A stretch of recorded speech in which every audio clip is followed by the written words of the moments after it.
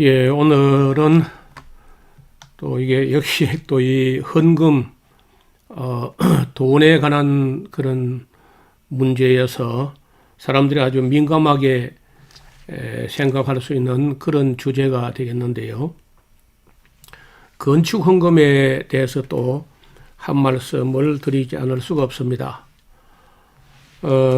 여러분들 중에 건축 헌금을 여러 번 해보신 분도 계실 것이고, 또 평생에 한 번도 뭐 건축 헌금 같은 거 못 해보시거나 안 해본 분도 있을 것 같아요.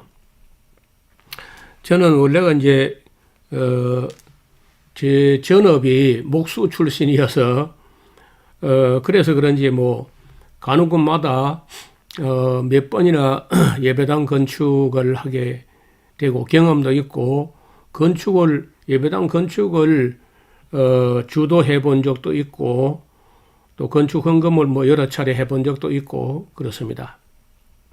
그런데 이제 제가 이만큼 나이를 먹고, 그리고 우리 교회의 우리 역사 현실을 돌아볼 때 건축이 아름답게 지어지는 건축도 많이 있겠죠. 정말 기쁨과 감격과 정성으로 주님을 사랑하는 마음과 성도를 사랑하는 마음 가지고 그렇게 지어지는 예배당이 뭐 대다수라고 봅니다.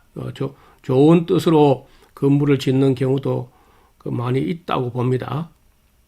뭐 저도 상당히 정성을 들여가지고 어려운 가운데 건축을 해본 경험이 여러 차례 있기 때문에 모든 뭐 건물들이 다 불순하게 그렇게 어떤 목회자의 욕심만 가지고 되는 건 아니다, 이렇게 생각합니다. 그러나 그럼에도 불구하고 실제적으로 보면은 우리 대한민국의 교회들이 무리한 건축, 분수에 넘치는 건축을 하게 되면서 성도들에게는 과도한 부담을 안겨드리고, 그리고는 또 끝이 좋으면 좋겠는데 끝이 좋지 않아 가지고 그렇게 무리하게 추진했던 건물들이 완공되자 입당식하고 얼마 안 가서 그 부채를 감당하지 못해 가지고 부채와 이자가 눈덩이처럼 불어나는데, 성도 수가 그와 같이 불어나면 좋겠는데 성도 수는 불어나지 않고 오히려 줄어들고 부채와 이자는 눈덩이처럼 불어나게 될 때 견디다 못해 이제 경매에 나오게 되는데, 다시 말하면 그 채권 은행이 재산권을 행사하게 되면 경매로 나오는 거죠. 2008년도부터 우리 한국 교계에는 그런 일이 좀 갑자기 늘어나게 되는데, 2008년에 181건에 불과하던 종교시설 경매 건수가 2012년에 309건으로 늘었어요. 이 데이터는 부동산 다루는 그런 사이트가 있는데, 태인이라고, 태인, 그 사이트에서 나온 집계를 제가 소개한 겁니다. 그러다가 2013년에는 391건까지 껑충 뛰어요. 지금도 교회당을 무리하게 건축했다가 부채와 이자를 감당할 수 없게 되자 마침내 교회당을 매물로 내놓는 일이 계속 이어지고 있습니다. 문제는 이러한 건물이 경매에 나오게 되면은 종교시설로 등록된 건물이어서 일반인들은 매입하려고도 하지 않고, 매입했다가도 용도 변경이라 이게 굉장히 까다롭기 때문에 일반인들은 거의 뭐 관심을 가지지 않는 반면 이단 종파 혹은 사이비 종파가 이런 건물을 매입하는 일이 빈번하게 발생하고 있다는 점이죠. 어느 해인가 안상홍 증인회 같은 사이비 종교에서 어떤 해는요 1,000억 원이 넘는 건물을 매입한 것으로 나타나는 거예요. 자, 이런 그 기사를 읽으면서 제가 참 놀라워하는 것은 교회는 어떻게 된 게 이 유지도 안 돼 가지고 이 예배당 그렇게 정성 들여서 지어서 예배를 드리던 예배당을 매물로 내놓는 이런 일이 벌어지는가 하면은 이단 사이비종파는 그 많은 돈이 어디서 나와서 그걸 자꾸 매입하냐고. 그리고 왜 또 교회는 이렇게 자꾸 위축되고 교세가 감소되고 세력교인수가 줄고 빠르게 감소되는데 이단 사이비는 뭐 어떻게 하길래 그렇게 폭발적으로 부흥하고 있냐고요. 여러분 놀랍게도 영국서부터 심지어 독일까지도 기독교는 쇠퇴일루에 있고 이슬람교, 힌두교, 짜이나교, 시크교, 불교까지 심지어 샤머니즘, 이단 사입이 다 뭐 한국의 신천지, 안상정인에 다 부흥해요. 다 가톨릭도 부흥하고 있고. 그 기독교는 왜 이리 부흥이 안 되고 그렇게 정성 들여서 힘들여서 무리하게 지었던 예배당을 매물로 내놓는 이 일이 이게 무슨 일이냐고 이게. 뭐 저는 아직도 이게 연구하고 있어요. 이게 무슨 일인지 왜 이런 일이 벌어지는지. 그리고 욕이란 욕은 또 기독교 다 먹어요. 아무 다른 종교를 욕하는 사람 많지 않은데 기독교 욕하는 사람들은 참 많습니다. 그래서 우리가 이왕에 제가 11조부터 지금 이야기를 해왔는데 지금 7번째 이 건축헌금 얘기를 하는데요. 좀 생각을 해보자고요. 자, 건축할 때 보통요. 보통 건축을 시작하려고 하면은 이게 작은 예배당 이런 게 아닙니다. 작은 예배당, 뭐 시골 예배당, 지방에 정말 성도들이 눈물과 정성으로 짓는 이런 거 말고 대형 교회들, 초대형 교회들 이런 건축을 시작할 때요. 대체로 보면은 유명한 부흥 강사를 초빙해 가지고 건축 헌금 짜내기 집회를 해요.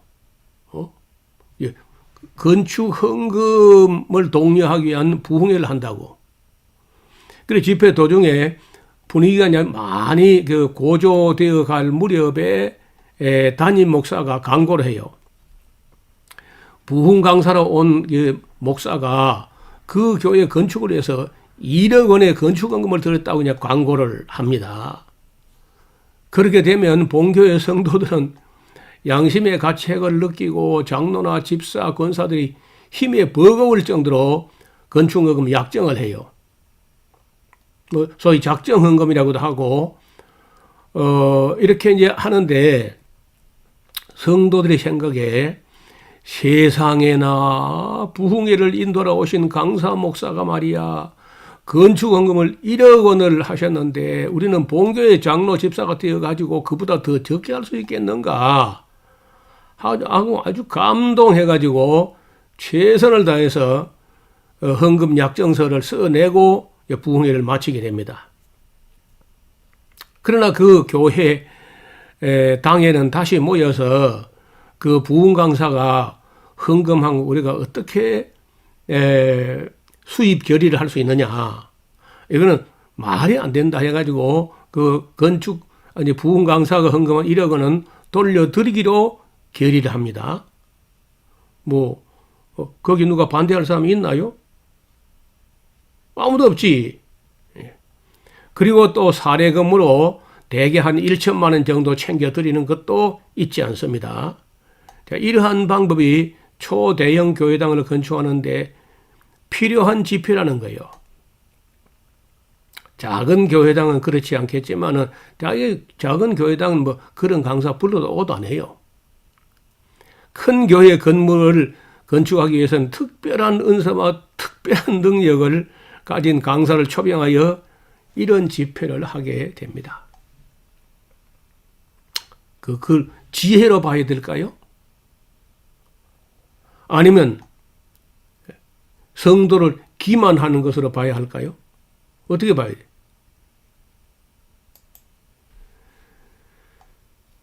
교회는 약정된 헌금만으로는 건축을 할 때 모자라기 때문에 은행권에서 또 그에게 대출을 받아서 그 부지하고 건물을 담보로 해가지고 대출을 냅니다. 그래 건축을 할 때 믿음 위에 집을 지은 것도 아니고 윤리적인 어떤 반석 위에 집을 지은 것도 아니고 그러한 교회는 대개 은행 부채 위에 집을 건축한 거예요. 그래서 어떤 때는요, 성도들이 큰 부담을 안고 자기네들이 그 금쪽같이 아끼는 주택이라든지 아파트를 교회에다 담보로 제공해가지고 힘을 다내가지고 헌금을 짜내서 그렇게라도 해서 부채를 또 많이 얻어가지고 예배당을 짓는다고요. 그럴 때 당연히 이어지는 게 금식 기도, 철야 기도, 24시간 릴레이 기도, 통성 기도, 이래 하면서 아주 힘에 겨운 건축을 했는데, 그러면 당연히 성도들은 교회가 부흥되리라고 생각했지만, 교회에 큰 부채가 있다는 소문들이 외부로 새 나가지요? 그거 소문 안 난다고요? 아이고, 마귀가 있는데 어떻게 소문이 안 나요? 그 소문이 새 나갑니다. 그러면서 그 교회가 부흥되기는커녕 오히려 성도들도 하나 둘씩 그 교회를 빠져나가게 돼요. 부흥은 고사하고 재정은 빠르게 줄어들어서 마침내 교회는 부채와 이자를 감당하지 못하게 되고 은행에 채권 행사를 하게 되면 결국은 교회당은 경매에 나오게 됩니다. 또 경매에 들어가게 돼도 워낙 규모가 커서요. 일반인들이 경매에 참여가 되지 않으면 몇 차례 유찰이 돼요. 그러고 나면 액면가는 반값 정도로 내려가게 되는 모양인데 그러한 교회들이 다시 불러들이는 사람이 이 부채를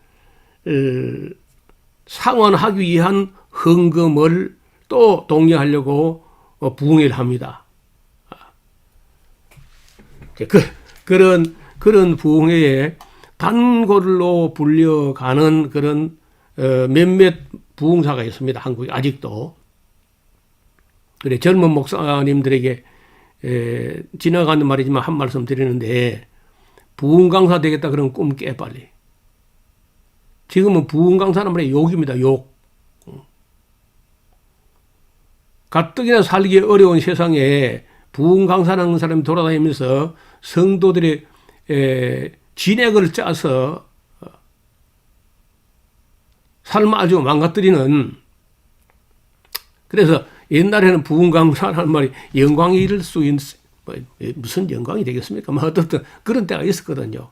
존경받고 막. 그런데 지금은 부흥 강사란 말이 욕이라는 걸 잊지 마시고 꿈에도 부흥 강사 되겠다 그런 생각하지 말아야 합니다. 그리고 그런 부흥 강사 불러도 안 돼요. 저는 건축을 여러 번 했지만 한 번도 그 건축을 위해서 부흥회를 하거나 그런 건 안 해봤습니다. 그리고 저는 대개 이제 교회 보면은 남편들은 교회를 안 나오고 부인들만 나오는, 부인과 아이들만 나오는 그런 가정이 좀 많은 편인데 그런 경우에 남편 모르게는 10원도 건축원금 하지 마시라. 100원 하든 1000원 하든 10,000원 하든 뭐 얼마를 하든 간에 남편이 알게만 해야지 남편 모르게 못하게 해요. 그러니까 제가 여기 지리산에 있는 거예요. 목회 성공도 못하고. 그래서 저는 또 뭐 큰 대형 그런 교회를 섬긴 적도 없지만은 그런 건물을 지은 게 아니라 한 번은 예배당이 중고등학생 때 내가 가기 1년 전에 라면 끓여 먹다가 불이 나버렸다. 1년 전에요. 그리고 예배당 음대 가서 이제 안 지을 수 없어가지고 지었는데 그때도 건축헌금은 한 번만 했습니다. 한 번만. 그리고 다시는 그 교회에 10년을 심무했지만은 건축, 거기도 뭐 장로님들이 자꾸 조금 이왕 짓는 김에 하면서 자꾸 더 잘 지려고 얼마간 부채를 냈던 걸로 알고 있어요. 그런데 그 부채 있다 하고 부채를 갚기 위해서 우리가 그런 말 한 번도 안 해봤습니다. 10년 있다가 그 교회 사임할 때까지 조용히 교회의 재정을 조금씩 긴축하고 목회자 생활비 동결하고 뭐 이렇게 아껴가지고 그냥 조용히 갚았지 부채 갚기 위해서 또 뭐 강구하거나 이런 것도 안 해봤어요. 성경에 보면요. 성막을 지을 때 모세가 하나님께로부터 명령을 받았어요. 이스라엘 백성 중에 무릇 즐거운 마음으로 내는 자에게서만 받으라. 그 대원칙이 있어. 즐거운 마음으로 내는 자에게서만 받으라. 그래서 두 번째 제가 원칙이 있습니다. 건재상, 건축자재상에 물건에 대한 대금은 혹 그 달을 넘기는 결제를 못하고 그 달을 넘기는 경우가 있지만은 인건비, 목수, 미장, 뭐 기타 그 일하는 노동자, 그런 기술자 이런 사람들의 인건비는 절대로 그 정한 기간, 다시 말하면 월말 안에 다 지불하게 그 원칙을 지켜서요. 뭐 지금 그 평생을 지킵니다. 지금도. 그리고 저는 또 개인적으로 사랑의 빚 외에는 아무에게도 아무 빚도 지지 말라 하는 말씀이 있어서 성경에 그 말씀대로 살려고 정말 노력을 합니다. 그래서 제가 뭐 부끄러운 일인지 자랑인지 모르겠는데 지금 저는요 에스라 하우스나 우리 교회나 저나 아무 부채 없습니다. 비록 크게 넉넉하고 여유 있고 뭐 그렇지 못해도 부채는 없어요. 그래서 이런 것을 저는 성도들에게 그 정직하게 말씀도 드리고 또 그대로 따라 하도록 하고 또 IMF 그 직전에 이 교회 안에서 보증을 서준 일 때문에 어려움 당하는 일을 제가 봤어요. 그래서 절대로 보증 서지 마라. 담보 제공도 하지 말고 보증도 서지 마라. 만약에 보증을 서려거든 그 사람이 갚지 못할 때 내가 기꺼운 마음으로 갚아줄 마음이 있을 때만 보증을 서고 그렇지 않을 때는 뭐 안면을 10번 바꿔도 보증 서지 말라. 그렇게 성도들에게 아주 신신당부를 합니다. 절대로 보증 서지 말라고. 자, 그러면 이런 부흥회가 뭐 효과가 있느냐? 아무 효과 없습니다. 건축하기 전에 헌금 때는요, 정말 희망을 가지고 헌금을 했지만 부도가 나려고 할 때 헌금 집회는요, 대부분 헌금을 안 합니다.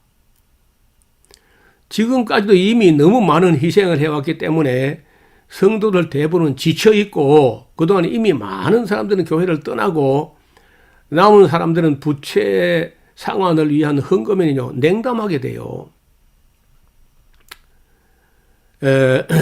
담임 목사의 선동이나 자신들의 꿈이 허황된 욕심에 불과했다 하는 사실을 인식하게 됐을 때는 이미 늦은 거예요. 그 담임 목사가 목회 성공이라는 헛된 꿈을 위하여 무리한 건축을 한 거거든요. 예배당이라는 바벨탑을 쌓아 올라갔지만은 그 기초가 성도를 기만하는 그런 속임수와 헛된 꿈과 분에 넘치는 욕심과 은행 부채 위에 집을 세운 거예요. 거기 서 있겠어요, 그게? 결국은 애써서 온 성도가 진액을 짜서 죽을 힘을 다해서 죽을 쏘았는데 결국은 이단 사이비 종교의 봉상 꼴이 되고 만 거예요. 이러한 예배당이 한 해에 300건에서 400건 정도 매물로 나온다는 게 부동산 정보회사 태인이라는 사이트에 나온 정보입니다. 저는 이렇게 볼 때 목사들이 지은 죄가 결코 작은 죄가 아니다. 그래서 욕심이 잉태해가지고 죄를 낳은 거예요. 그리고 죄가 장성해가지고 부도가 난 거죠. 나중에 인생 부도, 신앙 부도, 모든 게 다 부도나는 거죠. 그래서 결코 성공 안 해도 좋으니까 그런 그 무리한 술수를 쓰면 안 돼요. 더 놀라운 것은 아까 그 부흥 강사, 여러분 이름만 되면 여러분 다 알만한 사람이에요. 아주 유명한 분이니까. 이 부흥 강사는 그 1,000,000원을 받아가지고 사례금 받아가지고 가서 교회 앞에다가 광고를 하면서 그 1,000,000원 부흥회에 가서 사례금 받은 걸 자기가 쓰지 않고 또 본교에 헌금한다고 본교에 헌금을 한대요. 그러니까 그 교회 성도들이 막 감격하면서 우리 목사님 주중에 교회를 돌보고 또 집회 가가지고 그 사례금 받은 것 교회 다 헌금하시는구나. 세상에 저런 목사님이 어디 있겠나 하고 막 그 교회가 또 부흥돼요. 그것도 술수야. 근데 알고 보니까 그 교회는요, 그렇게 하니까 그 정도 하는 분이기 때문에 성도들은 교회 재정 내에서 일절 담임 목사에게 따지지도 않고 묻지도 않고 그냥 다 일임하고 그 회계 집사 하나 하고 담임 목사 외에는 그 교회 재정을 아무도 몰라요. 그 큰 교회가. 둘이서 재정을 다 집행하고 나머지는 아무도 모르는 겁니다. 그래 하다가 나중에 그 집사가 회계 보던 집사가 담임 목사에게 뭐가 틀어졌는지 뭐가 삐어졌는지 돌아졌는지 결국은 그 회계에서 쫓겨나게 돼요.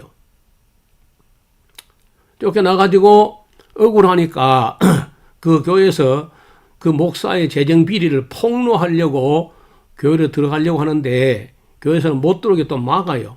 신천지 빠진 놈이라고 못 들어오게 막는 겁니다. 그래서 들어간다 못 들어간다 하고 신랑이 하는데 그 교회에 아주 뭐 소위 말하는 수석 장로, 그 장로가 보니까 집사가 회계 집사가 교회 들어간다 그러는데 교회에서 못 오게 막고 막 이러니까 이게 뭐냐고 하니까 그래서 그 회계 집사가 장로님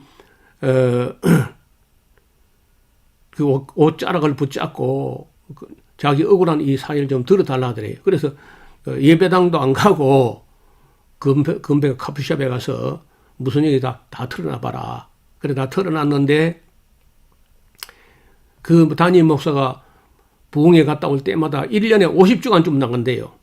그런 집회를 담임 목사 갔다 올 때마다 1,000,000원씩 헌금했다는데 그 다 거짓말이고 종이만 내고 실제로 헌금 하나도 입금 안 됐다는 거예요.